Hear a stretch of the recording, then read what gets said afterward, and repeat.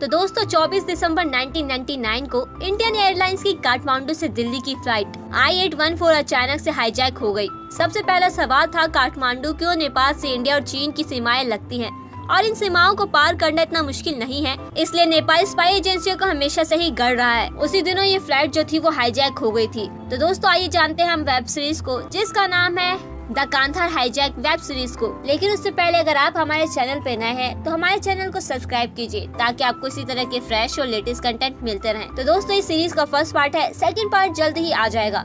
तो दोस्तों मूवी की शुरुआत होती है 1999 में 24 दिसंबर में नेपाल में काठमांडू से, जहां पर कि आज का वो दिन था जब इंडियन एयरलाइंस का प्लान जो है वो हाईजैक होने वाला था। यहाँ पर हमें शुरुआत में रामचंद्र यादव को दिखाया जाता है जो कि इंडियन एम्बेसी का एक ऑफिसर है, जिससे हाल ही में मालूम चला है कि कुछ लोग जो है वो प्लान कर रहे थे और यहाँ पर कुछ न कुछ तो बड़ा होने वाले था। इसलिए वो तुरंत ही कैलाश चौहान के पास जाता है जो कि रॉ का एक ऑफिसर है, जहाँ पर राम उन्हें बताता है कि उसे मालूम चला है कि कुछ लोग जो हैं वो बड़ा करने वाले हैं और पिछले कुछ दिनों में राम ने बहुत सारे सबूत जो है वो इकट्ठे करे थे। कुछ स्पाई माइक लगाकर उसने उन लोगों की बातें सुनी थी, जिनसे कि यहाँ पर उसके ऑफिसर को भी मालूम चल चुका था कि ये लोग कुछ बड़ा करने वाले हैं, लेकिन क्लियर ये बात बताया नहीं गया था कि वो क्या करने वाले हैं। इसी चीज का राम जो है वो पता करने लगता है, जिसके बाद काठमांडू के एयरपोर्ट का सीन दिखाया जाता है जहाँ पर कि कुछ लोग जो है वो काठमांडू से दिल्ली के लिए रवाना होने वाले थे। यहाँ पर कुछ लोगों को दिखाया जाता है जो कि शक्ल से ही हाईजैकर लग रहे हैं, जिसके बाद कैप्टन शरण देव को दिखाया जाता है जो कि अपनी एयर होस्टेस इंद्री के साथ प्लेन में जा रहे होते हैं। वो इंद्राणी को बताते हैं कि एक हफ्ते की वेकेशन के लिए वो लोग अमेरिका जाने वाले हैं, इसलिए उसे तुरंत ही हैदराबाद जाना होगा। यहीं पर इंद्राणी जो है वो बताती है कि उसके पिता की भी तबीयत अक्सर खराब रहती है, इसलिए वो भी उसके पास जल्दी से जल्दी पहुंचना चाहती है। जिसके बाद उस प्लेन में सभी लोगों का स्वागत किया जाता है। सारे पैसेंजर जो है वो प्लेन में बैठने लगते हैं, तो वहीं दूसरी तरफ हाईजैकर्स ने अपनी सारी प्लानिंग कर ली थी और वहीं पे हाशमी नाम का बंदा नहीं आया था जिसका वो इंतजार कर रहे थे। तो वहीं इंद्राणी के साथ हमें छाया को दिखाया जाता है जो कि उसी के साथ एयर होस्टेस है।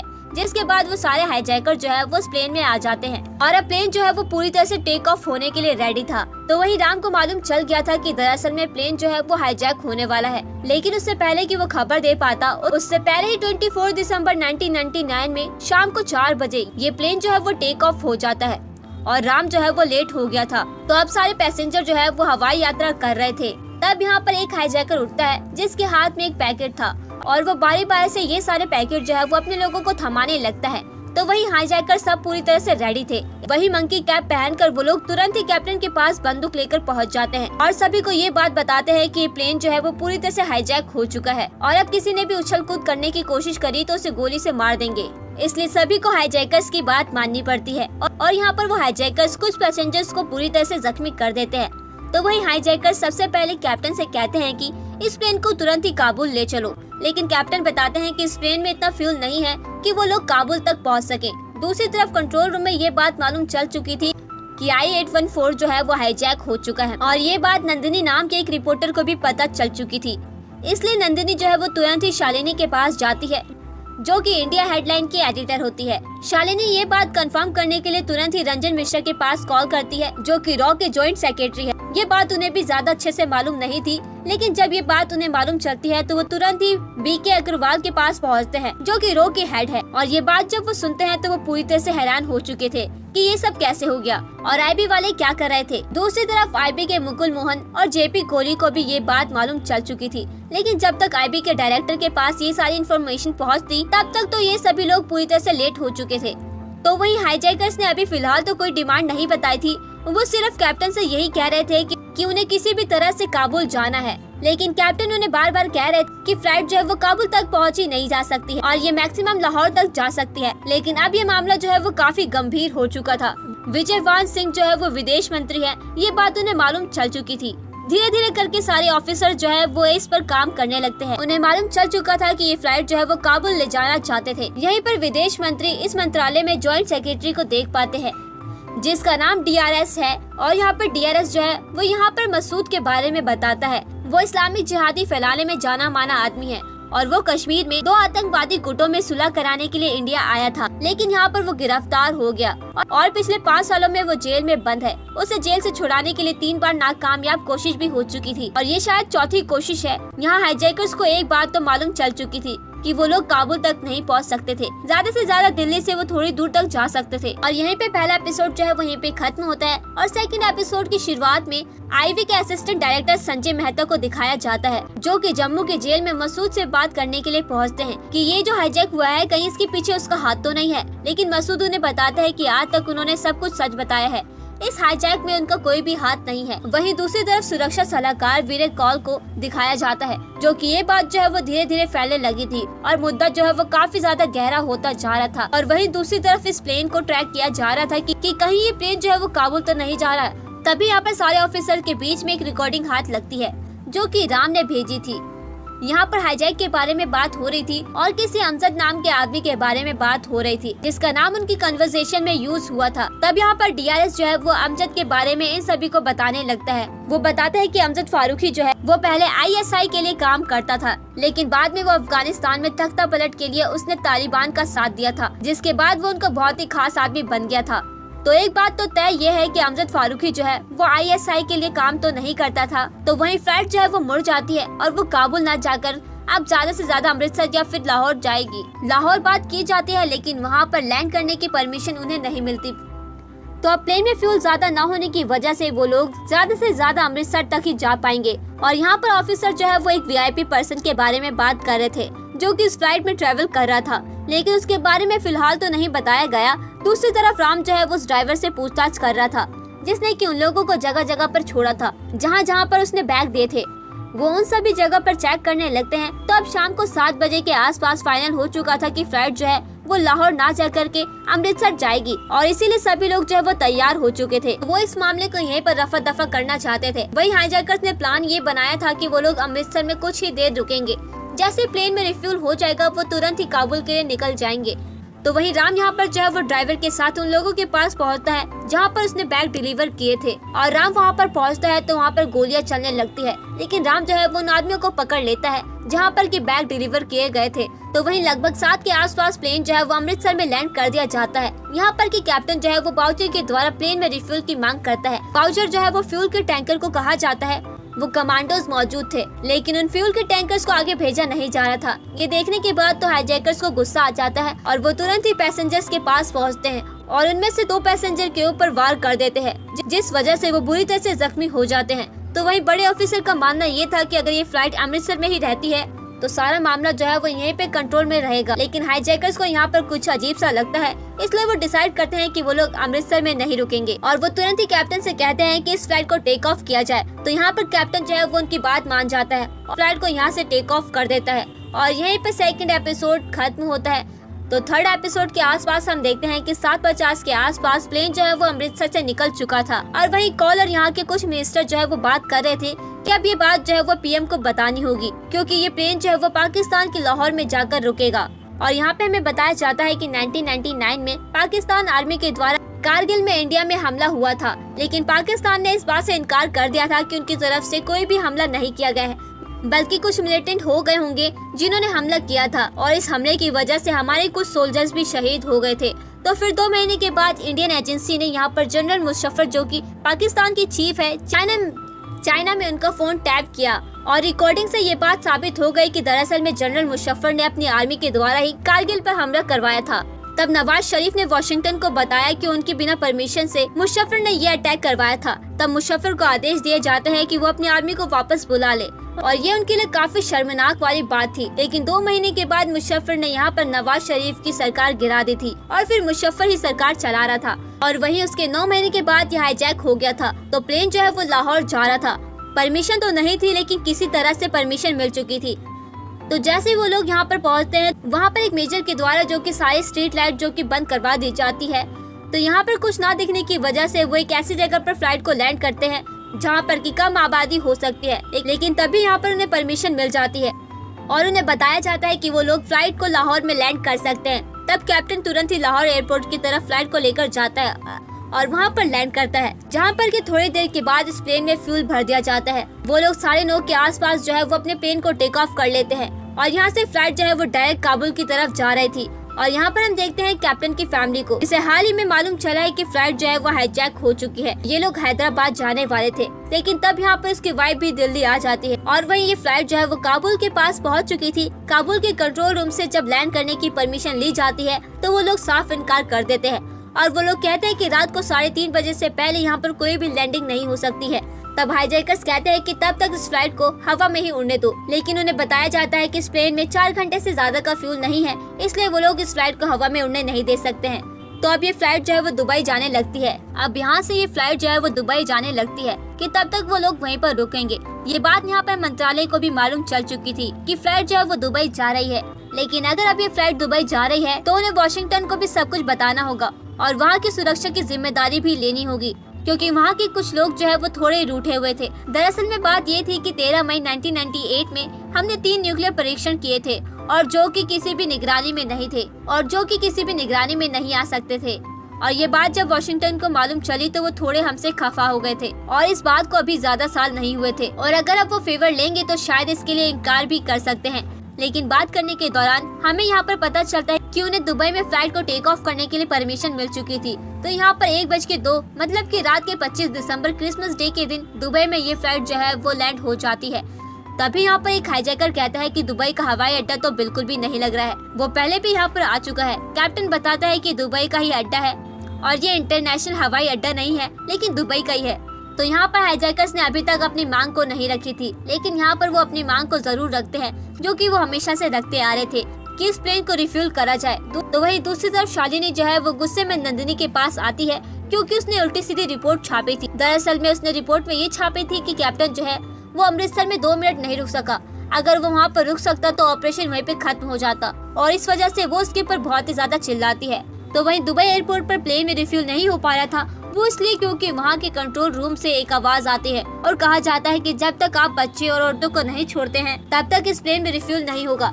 इसलिए यहाँ पर हाईजैकर्स भी साफ मना कर देते हैं कि जब तक रिफ्यूल नहीं होगा तब तक वो हाईजैकर्स जो है वो औरतें और बच्चे को नहीं छोड़ेंगे। और इसी के साथ एपिसोड 3 जो है वो यहीं पे खत्म होता है। तो 4th एपिसोड की शुरुआत होती है, जहाँ पर कि हम देखते हैं कि हाईजैकर्स जो है वो बच्चे और औरतों को नहीं छोड़ रहे थे, लेकिन यहाँ पर कंट्रोल रूम में उनकी बात जब शेख से होती है तो वो उन्हें इस्लाम के पाठ पढ़ाता है। तो यहाँ पर हाईजैकर्स जो है वो औरतों और बच्चों को छोड़ देते हैं। तो 25 दिसंबर को लगभग सुबह 3 बजे के आसपास हाईजैकर्स जो है वो बच्चे और औरतों को छोड़ने लगते हैं, लेकिन यहाँ पर कई सारी औरतें जो थी वो अपने पति या फिर अपनी फैमिली को छोड़कर नहीं जा रही थी, इसलिए वो यहीं पर रुक जाती है। यहाँ पर हमें कुछ रियल फुटेजेस भी दिखाए जाते हैं और यहीं पर रुपेश नाम के लड़के की डेड बॉडी फेंक दी जाती है, जिसकी हाल ही में शादी हुई थी। दरअसल में रुपेश का गला काट दिया गया था, ज्यादा खून बहने की वजह से उसकी यहाँ पर मौत हो गई थी। और फिर लगभग सुबह 4 बजे के आसपास ये प्लेन जो है वो टेक ऑफ कर दिया जाता है। वहीं दूसरी तरफ ऑफिसर जो है वो मसूद से पूछताछ कर रहे थे। मसूद उन्हें बताता है कि उसे बिल्कुल भी अंदाजा नहीं है कि कौन उसे छुड़वाने के लिए आया है, लेकिन ऑफिसर को मालूम है कि दाल में जरूर काला है। जिसके बाद हमें बताया जाता है कि अफगानिस्तान में 1996 में मुल्ला उमर नाम के तालिबान ने यहाँ पर हुकूमत रखी। मुल्ला उमर जो है वो अफगानिस्तान को एक पावरफुल इस्लामिक देश बनाना चाहता था, लेकिन हुआ इसका पूरी तरह से उल्टा था और सारे देश ने उनसे कनेक्शन तोड़ लिए थे, कोई भी उनका साथ नहीं दे रहा था। तो वहीं दुबई से निकलने के बाद फ्लाइट में हाईजैकर्स जो है वो इसे अफगानिस्तान के कांधार में ले जाना चाहते थे। तो कैप्टन भी उनकी बात को मान लेते हैं और अब ये बात जो है सरकार को भी मालूम चल चुकी थी कि वो फ्लाइट को दरअसल में अफगानिस्तान के कांधार में ले जा रही है। अभी हाईजैकर्स ने अपनी डिमांड को नहीं बताई थी, लेकिन यहाँ पर सुबह के 8 बजे के आसपास फ्लाइट जो है वो कांधार में लैंड हो जाती है। तो कांधार एक ऐसी जगह है जहाँ पर कि तालिबानियों का राज चलता था और माना जाता है कि कांधार में ही ओसामा बिन लादेन भी छुपा हुआ है। जिसके बाद हम तालिबान के फॉरेन मिनिस्टर को देख पाते हैं, जिनका नाम मुत्ता वकील है। वो तुरंत इस जगह पर पहुँच जाते हैं। तालिबान जो है वो इस प्लेन को चारों तरफ से घेर लेते हैं और पूरी तरह से हथियार से लैस थे। तो अब यहाँ पर कैप्टन समेत सारे पैसेंजर जो है वो यहाँ पर रेस्ट करने लगते हैं। तब यहाँ पर एक औरत जो है वो रुपेश नाम के एक आदमी के बारे में पूछने लगती है, जिसकी हाल ही में शादी हुई थी। वो कहती है कि वो आगे ही बैठे थे, लेकिन उसे मालूम नहीं है कि दरअसल में रुपेश जो है वो मारा जा चुका है। तो वहीं रियल फुटेज के द्वारा हमें दिखाया जाता है कि तालिबानियों ने किस तरह से इंडियन एयरलाइंस का ख्याल रखा और खाने पीने से लेकर सारी चीजों का बंदोबस्त भी कराया था। यहाँ दूसरी तरफ अटल बिहारी वाजपेयी जो है, जो कि इंडिया के प्रधानमंत्री है, वो कहते हैं कि अगर हमारे पैसेंजर को कुछ भी हुआ तो वो कुछ भी कर सकते हैं। तो यहाँ पर डिमांड के बारे में भी बताते हैं कि अभी तक उन्होंने कोई डिमांड नहीं बताई थी और साथ ही साथ सरकार ने मना कर दिया था कि वो उन लोगों के साथ नेगोशिएट नहीं करेंगे, जिस वजह से सारे ऑफिसर को पीएम की बात माननी पड़ती है। जिसके बाद हम देखते हैं कि हाईजैकर्स का ये तीसरा दिन था। फ्लाइट में जितने भी पैसेंजर थे उन सभी का जितना ज्यादा हो सकता था उनका ख्याल रखा जा रहा था, लेकिन एक बहुत बड़ी प्रॉब्लम ये थी कि सुबह सुबह टॉयलेट जाने में प्रॉब्लम हो रही थी। टॉयलेट इतना ज्यादा भर चुका था कि वहाँ से बहुत ही ज्यादा गंदी बदबू आने लगी थी और वहीं कई लोग तो टॉयलेट जाने से भी साफ इनकार कर दे रहे थे। इसलिए यहाँ पर गेट खोलने की बात कहते हैं तो ये सुनने के बाद इंद्राणी जो है वो तुरंत ही एयरलाइंस का गेट खोल देती है। ये देखने के बाद चीफ जो है वो इंद्राणी को थप्पड़ लगा देते हैं और कहते हैं कि मेरे पूछे बिना अब गेट को कोई भी नहीं खोलेगा। तो वहीं रिफ्यूल का प्रोसेस जो है वो शुरू हो चुका था, लेकिन यहाँ पर कैप्टन ने एक प्लान बनाया था कि अगर रिफ्यूल के वक्त अगर प्रेशर बीक में छेड़छाड़ कर दे तो फ्यूल जो है वो लीक होने लगेगा, क्योंकि हाल ही में उन्होंने सुना है कि सरकार जो है वो उनसे नेगोशिएट नहीं करेगी। इसलिए वो कह रहे थे कि हम इस फ्लाइट को पार्लियामेंट पे गिराएंगे। इसलिए कैप्टन ने सोचा कि इससे अच्छा तो यही होगा कि अगर फ्यूल के चैम्बर में छेड़छाड़ कर दी जाए तो फ्लाइट जो है वो कहीं पर भी नहीं जा पाएगी। लेकिन ये बात जब चीफ को मालूम चलती है तो वो तुरंत ही यहाँ पर कैप्टन के पास आता है और वो को पायलट और उन सभी को मारने लग। लेकिन थोड़ी देर के बाद यहाँ पर यूएन के लोग आ जाते हैं। दरअसल में वो लोग शायद इनसे नेगोशिएट करने आए थे, क्योंकि अभी मामला जो था वो इंटरनेशनल हो चुका था। तो वहीं इंडिया सरकार भी एक टीम बनाती है इन हाईजैकर से नेगोशिएट करने के लिए। यहाँ पर 4 लोगों की टीम बनाई जाती है जो कि उन लोगों से नेगोशिएट करेंगे। तो वही राम जो है वो काठमांडू से उन लोगों से पूछताछ कर रहा था। उसे मालूम चलता है कि फ्लाइट के लगेज बॉक्स में दरअसल में 17 किलो RDX है। तो वही इंडिया सरकार ने 4 लोगों की टीम जो है वो कांधार पहुंचा दी थी, जो कि अब इन हाईजैकर से नेगोशिएट करेंगे। और यहाँ पर वो सरकार को सभी चीजें बता देते हैं कि यहाँ पर क्या हो रहा है, जिसके बाद हमें बताया जाता है कि ओसामा बिन लादेन जो है वो कांधार में ही छिपा हुआ है और वो इस जगह पर पूरी तरह से सेफ है। दरअसल में अफगानिस्तान में 2 फौज हुआ करती थी, जिनमें से एक फौज जो है वो अफीम उगा करके पैसा कमाती थी और वो बहुत ही ज्यादा अमीर भी है। साथ उनके पास बहुत सारी फौज भी है जो कि काफी पावरफुल है। इसलिए यहाँ पर ओसामा बिन लादेन जो है वो उन्हीं के साथ रहता है। तो वही DRS जो है वो यहीं पर तालिबान के फॉरेन मिनिस्टर मुत्तवकील से बात करता है। वो लगातार उनसे बातचीत करता है ताकि वो उन्हें किसी तरह से यहाँ पर सिचुएशन हैंडल करने के लिए मना सके। तो वही मुकुंद मोहन जो है वो नेगोशिएट करने की कमान को संभालते हैं। वो उनसे बात करना शुरू करते हैं, जहाँ पर कि वो सबसे पहले जानना चाहते थे कि क्या पैसेंजर में सभी लोग सेफ हैं, और वो सभी लोग सेफ थे। लेकिन सबसे बड़ी बात तो यह है कि उन्होंने अभी तक कोई भी डिमांड नहीं बताई थी, इसलिए वो अगले दिन बात करने के लिए कहते हैं। और यहाँ छाया देखती है कि टॉयलेट जो है वो पूरी तरह से गंदा हो चुका है और कोई भी पैसेंजर वहाँ पर नहीं जा रहा है। ये देखने के बाद छाया जो है वो उस टॉयलेट को खुद ही साफ करने लगती है। तो अब अगले दिन उन हाईजैकर ने अपनी डिमांड बता दी थी। उन्होंने यहाँ पर 3 डिमांड रखी थी और उनकी ये 3 डिमांड बहुत ही ज्यादा पेचीदा थी। और वो 3 डिमांड ये थी कि उन्हें सज्जाद अफगानी की लाश चाहिए, जिसे 6 महीने पहले इंडियन आर्मी ने मार दिया था। साथ ही साथ उन्हें $200 मिलियन चाहिए और 35 लोग जो है वो जेल में बंद है, उन्हें रिहा करके इनके पास लेकर आना होगा। तो वही कैप्टन जो है वो टॉयलेट की चैम्बर को ठीक करने लगता है, जहाँ पर के हाईजैकर भी उसके साथ था। ये काम वैसे कैप्टन का नहीं था, इसके बावजूद भी कैप्टन जो है वो अपनी जिम्मेदारी निभा रहा था। यहाँ पर मुकुंद मोहन जो है वो हाईजैकर से कहते हैं कि आपको इतनी सी डिमांड के लिए 5 दिन लग गए। उसे ऐसा लगता है कि इसके पीछे कोई और भी बड़ी बात है और वो कहते हैं कि इतना सब कुछ तो हम आपको नहीं दे सकते हैं, इसलिए हम आपसे कल बात करेंगे। यहाँ पर कैप्टन ने टॉयलेट के चैम्बर को ठीक कर दिया था, इसलिए उसका तालियों से स्वागत किया जा रहा था, क्योंकि यही फिलहाल एक बहुत ही बड़ी प्रॉब्लम थी। तो वहीं शालिनी के पास नंदिनी का कॉल आता है और शालिनी को मालूम चलता है कि नंदिनी जो है वो काठमांडू पहुंच चुकी है इन्वेस्टिगेशन करने के लिए। यहाँ पर शालिनी को एक बात मालूम चलती है कि पैसेंजर की लिस्ट में कैलाश चौहान का नाम नहीं था, जो कि एक रॉ का ऑफिसर है, और शालिनी इसको मना करती है कि वो इस खबर को ना छापे। अगर ये सब किया तो हाईजैकर्स को पता चल जाएगा कि कैलाश चौहान जो है वो रॉ का ऑफिसर है और वो इसका फायदा उठा सकते हैं। इसलिए शालिनी जो है वो नंदिनी को इस चीज की परमिशन बिल्कुल भी नहीं देती है। अब हाईजैकर का ये 6वां दिन था और नेगोशिएशन भी पूरी तरह से ऑन था। तो मुकुंद मोहन को उनकी बातों से एक बात मालूम चलती है कि उन्हें मसूद चाहिए। मुकुंद मोहन उनसे कहते हैं कि हम आपको मसूद देंगे और साथ ही 4 लोग और भी, और वो उन 4 लोगों को आप खुद सिलेक्ट कर सकते हैं। तो वही अब राम जो है वो हेडक्वार्टर पहुंच चुका था, जहां पर कि वो अपने रॉ के ऑफिसर से बात कर रहा था। वो उन्हें बताता है कि इस लगेज में 17 किलो RDX रखा हुआ है, लेकिन इस बात का अभी जिक्र नहीं हुआ था, मतलब कि उन हाईजैकर्स को इसके बारे में मालूम चला नहीं था और इसके पीछे जरूर ISI के एजेंट का हाथ है, इसलिए उसका हिसाब भी बराबर करना होगा,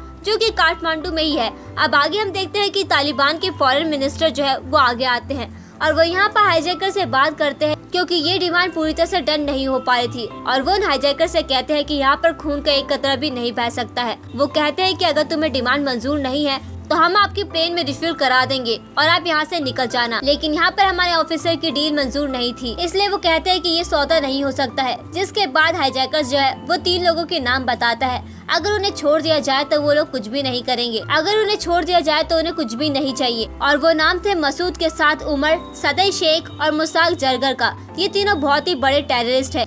ये सुनने के बाद सारे ऑफिसर जो है वो पूरी तरह से शॉक रह जाते हैं, क्योंकि उन्हें मालूम है कि एक को तो छोड़ा जा सकता है लेकिन 2 लोगों को कतई नहीं छोड़ा जा सकता है, क्योंकि इनमें से 2 लोग जो है वो कश्मीर की जेल में बंद है और उन्हें छुड़वाने की परमिशन कश्मीर के सीएम जो है वो बिल्कुल भी नहीं देंगे।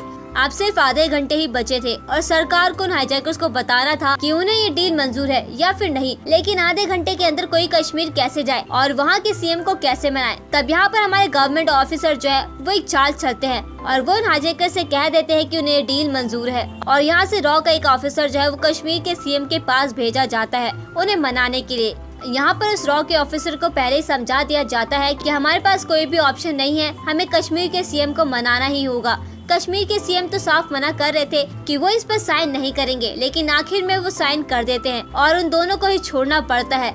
यहाँ पर शालिनी के पास नंदिनी का एक वॉइस मैसेज आता है और वो कहती है कि वो काम छोड़ रही है और जब उसे ऐसा लगेगा कि वो गलत है तो वापस आ जाएगी। तो 3 टेररिस्ट को अब कांधार भेजा जा चुका था और उन 3 टेररिस्ट के बदले में सारे पैसेंजर को छोड़ दिया जाता है सही सलामत। पैसेंजर को कोई भी चोट नहीं आई थी। उन्हें छोड़ने के बाद वो टेररिस्ट जो है वो यहाँ से चले जाते हैं और यहाँ पर कैप्टन को भी शाबाशी दी जाती है। और यहाँ पर कुछ रियल फुटेजेस भी दिखाए जाते हैं जहाँ पर कि सारे पैसेंजर जो हैं वो अब इंडिया आ चुके थे। यहाँ पर नंदिनी शालिनी के पास आती है, वो उनसे माफी मांगती है और कहती है कि वो गलत थी, नंदिनी ने बिल्कुल सही किया था। अगर कैलाश चौहान के बारे में उन हाईजैकर्स को मालूम चल जाता तो इसका एक्स्ट्रा फायदा उठा सकते थे। तो इस तरह से हमारे देश के रिपोर्टर ने भी इस हाईजैक में मदद करी थी और लोगों को सही सलामत छुड़वाया था। वहाँ काठमांडू में ICICI के एजेंट के पास 70 किलो RDX बरामद होता है। इन्हें अरेस्ट कर लिया जाता है और ये सब कुछ राम ने प्लान किया था क्योंकि हमें बदला भी लेना था। तब आगे हमें पता चलता है कि उमर सईद शेख, मसूद अजहर और अहमद जरगर, इन 3 आतंकवादियों को छोड़ दिया गया था। ये कोई आम आतंकवादी नहीं थे, इन्होंने हजारों लोगों को मारा था और यहाँ से छूटने के बाद भी पुलवामा में कई सारे अटैक जो है वो इन्होंने कराए थे। उन्हें छोड़ने का ये फैसला सही था या गलत, ये आप पर है। तो दोस्तों यहीं पर ये सीरीज खत्म होती है। उम्मीद करती हूँ कि आपको पसंद आई होगी और वीडियो पसंद आई हो तो हमारी वीडियो को लाइक जरूर कीजिए और इसी तरह की वीडियोस पाने के लिए हमारे चैनल को सब्सक्राइब भी कीजिए ताकि आपको इसी तरह के फ्रेश और लेटेस्ट कंटेंट मिलते रहें। And thanks for watching.